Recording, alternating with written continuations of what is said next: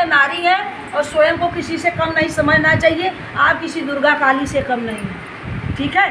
चाहे तो आप जो मर्जी बन जाइए, लक्ष्मी बन जाइए, सरस्वती, दुर्गा, काली, चंडी, जो रूप धारण कर लीजिए, लेकिन अपने घर को संजोने का, संवारने का घर स्त्रियां ही करती हैं।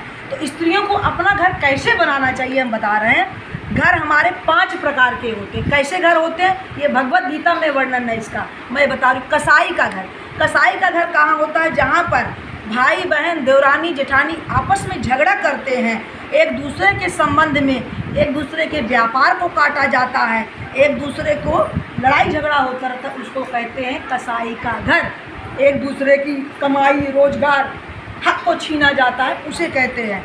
तो हमें कसाई का घर जैसा अपना घर नहीं बनाना है। अब विधा का घर क्या है? विधा जहाँ सुबह से उठकर बूढ़े बच्चे कुछ न कुछ अध्ययन करते हैं और सीखते हैं और भजन करते हैं, पूजा पाठ करते हैं, उसे विधा का घर कहते हैं, जो सिस्टम से चलता है भगवान के परमात्मा का।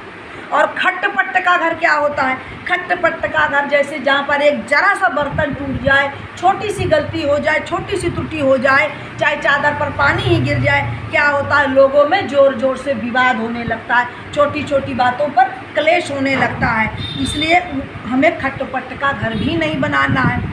अन्नपूर्णा का घर क्या होता है जानिए? कोई भी आए तो उसके घर से भूखा ना जाए। पहले के ज़माने में हमारी माताएं बहनें सब ऐसे करती थी।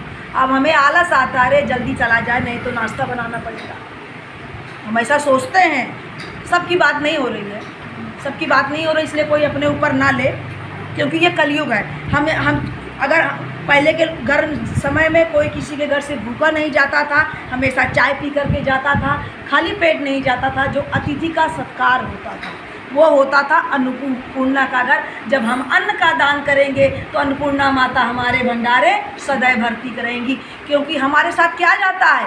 दान किया हुआ ही जाता है। जो हम स्वयं के लिए पेट भरते हैं अपना, अपने पति बच्चे का, उससे हमारा कुछ नहीं होता। हम तो स्वयं के लिए जी रहे हैं। हम जो दूसरों के लिए त्याग करते हैं वही हमारे साथ मरने के बाद जाता है।